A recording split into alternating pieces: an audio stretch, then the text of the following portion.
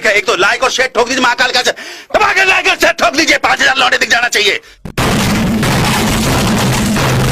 चलिए शुरू करते हैं। भगवान भोलेनाथ की बात हो और नंदी का जिक्र ना हो तो ये थोड़ा असंभव है।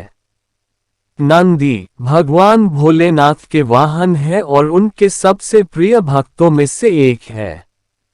आइए जानते हैं क्या है शिव नंदी की कथा। शिव पुराण की कथा के अनुसार नंदी और शिव की कथा इस प्रकार है। शिलाद मुनि नाम के एक ब्रह्मचारी थे।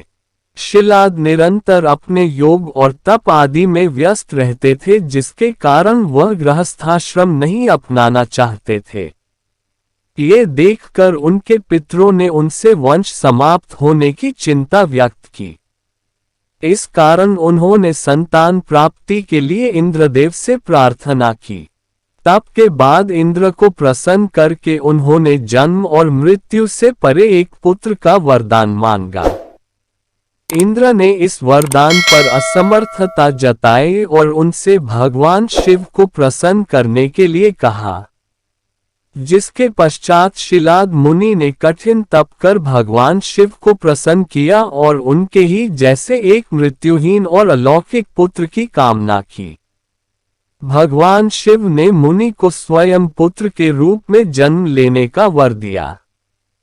थोड़े समय पश्चात जब शिलाद मुनि हल जोत रहे थे तब उन्हें वहां एक बालक मिला। मुनि ने उस बालक का नाम नंदी रखा। जब वह बालक बड़ा हुआ तो उनके आश्रम में मित्र और वरुण नामक दो मुनि आए। नंदी ने इन दोनों मुनियों की खूब सेवा की। दोनों ऋषि जब आश्रम से जाने लगे तो उन्होंने शिलाद मुनि को तो दीर्घायु रहने का आशीर्वाद दिया, किंतु नंदी को यह आशीर्वाद नहीं दिया। जब शिलाद मुनि ने इस संदर्भ में मुनिवरों से पूछा तो उन्होंने कहा कि हम यह आशीर्वाद नहीं दे सकते क्योंकि तुम्हारा पुत्र अल्पायु है। ऋषियों के इन वचनों को सुनकर शिलाद मुनि चिंतित रहने लगे। उनके पुत्र नंदी से उनकी यह चिंता नहीं देखी गई। उन्होंने अपने पिता से कहा कि जिसके ऊपर स्वयं भगवान शिव की कृपा है उनका भला कोई क्या बिगड़ सकता है। इतना कहते ही वे मृत्यु पर विजय प्राप्त करने के लिए शिव की आराधना करने वन में चले गए। वन में उन्होंने अपने तप और ध्यान से भोलेनाथ को प्रसन्न किया।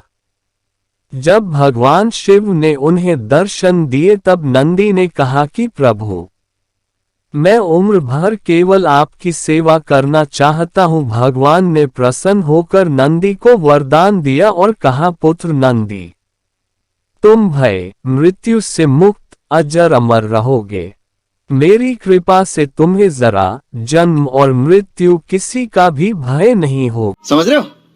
समझ रहे हो ना? बस यही है।